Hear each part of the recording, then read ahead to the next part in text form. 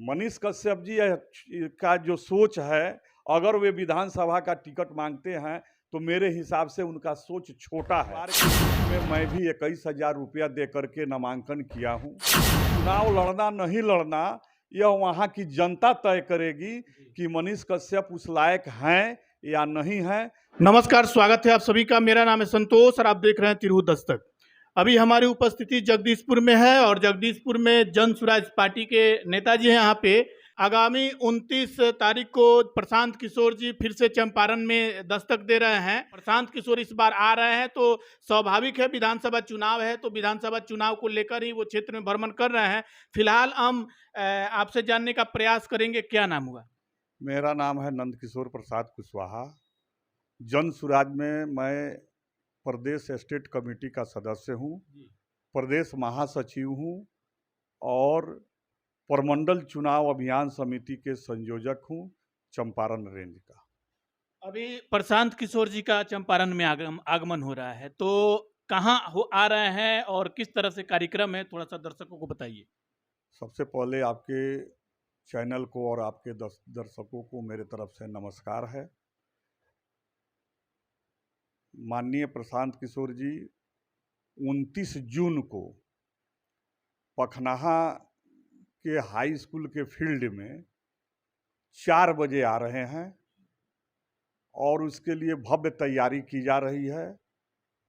चंपारण के धरती पर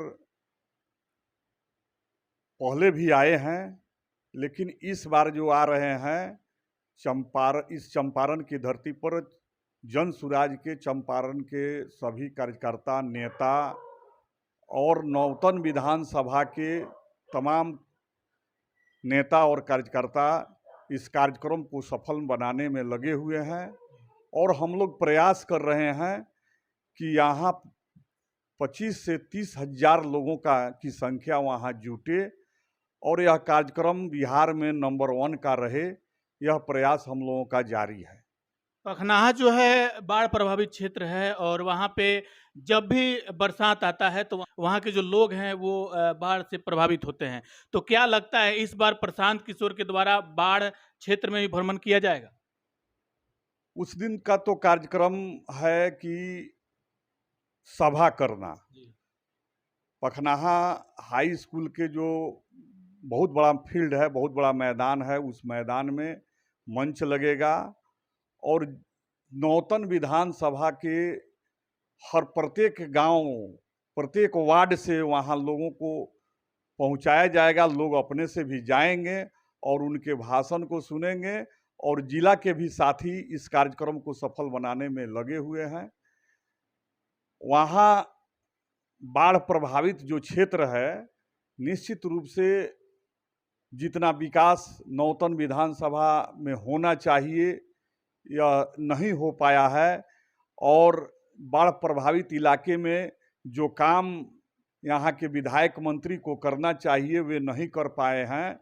आगे जन स्वराज की जिस दिन सरकार बनेगी तो निश्चित रूप से उस पर ध्यान दिया जाएगा और उस बाकी कार्यों को पूरा किया जाएगा। अभी आगामी विधानसभा चुनाव है और नौतन विधानसभा क्षेत्र से बहुत सारे कैंडिडेट्स हैं जो तैयारियां में लगे हुए हैं। क्या लगता है इस बार नौतन विधानसभा क्षेत्र से चुनावी मैदान में कौन आएगा? देखिए, जन स्वराज पार्टी या जनता की पार्टी है और जनता जिसको चाहेगी वही चुनाव लड़ेंगे। भावी उम्मीदवार के रूप में मैं भी 21,000 रुपया दे करके नामांकन किया हूँ। मुझे पार्टी के तरफ से बड़ी जिम्मेवारी मिली है। पहले मैं स्टेट कोर कमेटी का सदस्य रहते हुए, स्टेट में प्रदेश महासचिव रहते हुए 4 महीने तक मैं सिवान का प्रभारी के रूप में काम किया, संगठन को वहाँ मजबूत किया, धारदार बनाया और बीच में 1 माह मुझे जो समय मिला मैंने नौतन विधानसभा का चप्पा चप्पा में भ्रमण करने का काम किया। एक सभा भी गहरी में हमने कराई जो प्रमंडल चुनाव अभियान समिति के सदस्य संयोजक मुझे बनाया गया। बहुत बड़ी जिम्मेवारी दी गई है और मेरे रेंज में 21 विधानसभा है और 21 विधानसभा में मुझे जा कर के प्रत्येक विधानसभा में कम से कम एक उम्मीदवार से 5 सभा करवानी है।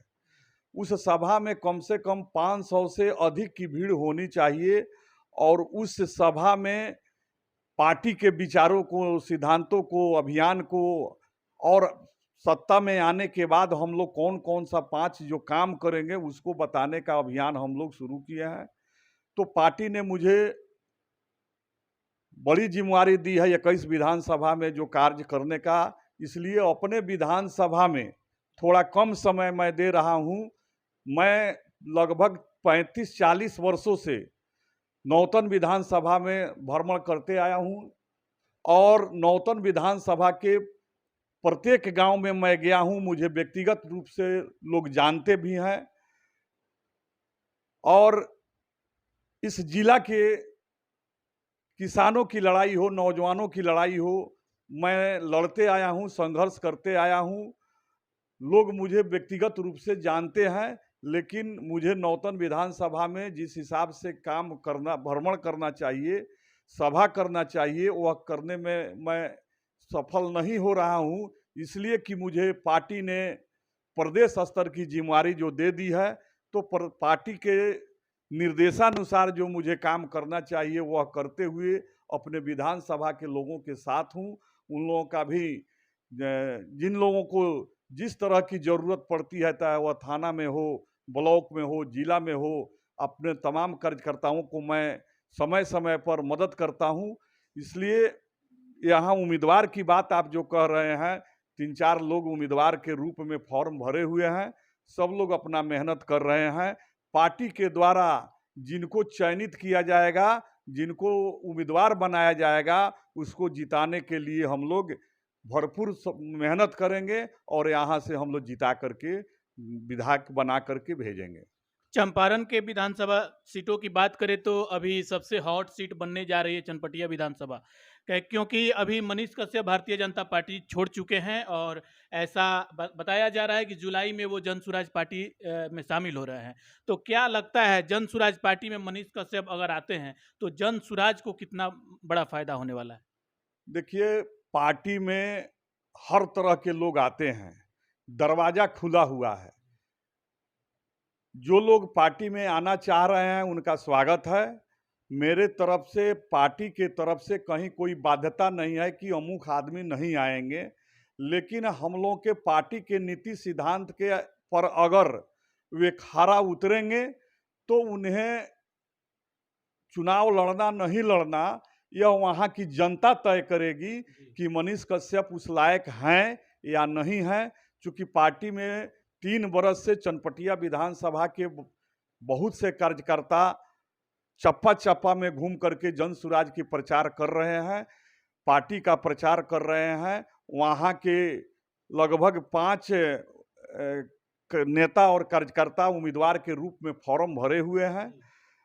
मुझे लगता है कि पार्टी उसी में से किसी को उम्मीदवार बनाएगी। मनीष कश्यप जी का जो सोच है, अगर वे विधानसभा का टिकट मांगते हैं तो मेरे हिसाब से उनका सोच छोटा है। उनको टिकट मांगने की जरूरत नहीं है। परिस्थिति अगर बनेगी तो वैसे ही पार्टी उनको चुनाव लड़ा सकती है। पार्टी के संगठन की मजबूती के लिए हमें लगता है कि आपका सीधा रुख लोकसभा चुनाव की तरफ जा रहा है। देखिए, पार्टी अगर हम या कोई भी व्यक्ति पार्टी में काम करेंगे, जो जिस लायक होंगे, जिस पद के लायक होंगे, उस पद पर पार्टी में रखा जाएगा। पार्टी में हम किसी भी दल में जा रहे हैं तो पार्टी में पहले महत्वपूर्ण चीज़ है कि पार्टी के संगठन को मजबूत करें, पार्टी के नीति सिद्धांतों का प्रचार करें और पार्टी तय करेगी कि जो हमें विधानसभा लड़ना है, लोकसभा लड़ना है या राज्यसभा जाना है या विधान परिषद जाना है, यह पार्टी के ऊपर छोड़ देना चाहिए। मुझे जो काम करना है, पार्टी के द्वारा जो जिम्मेवारी मिल रही है, उस काम को करना चाहिए। चूंकि आप प्रदेश के नेता हैं और अभी जो आगामी प्रशांत किशोर जी आने वाले हैं, तो उसमें क्या लगता है मनीष कश्यप उस मंच पे दिखेंगे?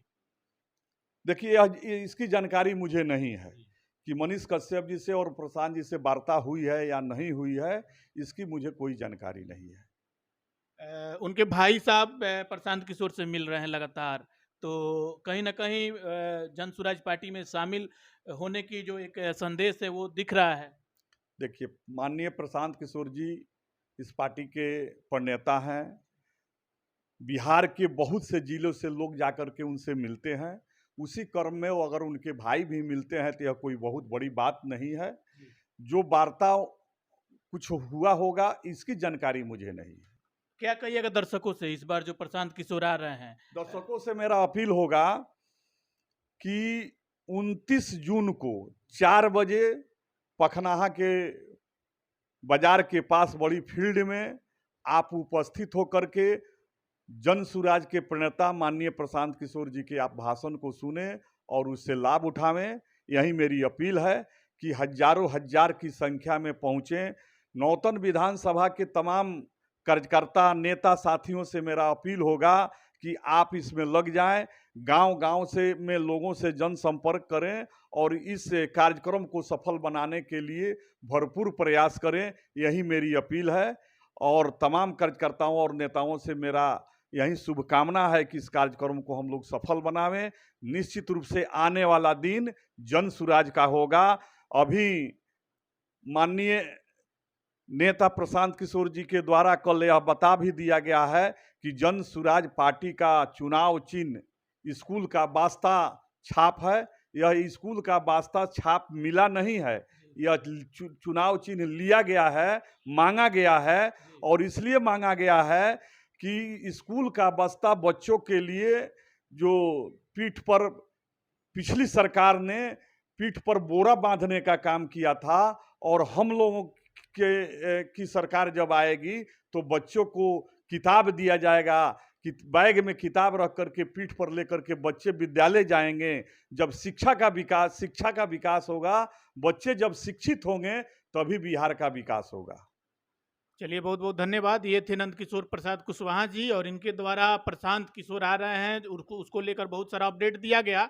और अभी बिहार में तीसरे विकल्प के रूप में जन स्वराज पार्टी आई है और लगातार जन स्वराज पार्टी बिहार में विस्तार भी कर रही है। बहुत सारे जो नेता हैं अलग अलग पार्टियों से कहीं ना कहीं प्रताड़ित हुए हैं, बहुत सालों तक वो उस पार्टी में काम किए हैं और उसको कहीं से टिकट नहीं मिला और अंत में वो फिर से जन स्वराज का दामन थामते हुए नजर आ रहे हैं। हालांकि इस वीडियो को लेकर आप अपनी प्रतिक्रिया कमेंट करके जरूर बताएं। आप देख रहे थे तिरहुत दस्तक। और भी खबरों के लिए चैनल पर नए हैं तो चैनल को सब्सक्राइब करें, ज़्यादा से ज़्यादा शेयर करें।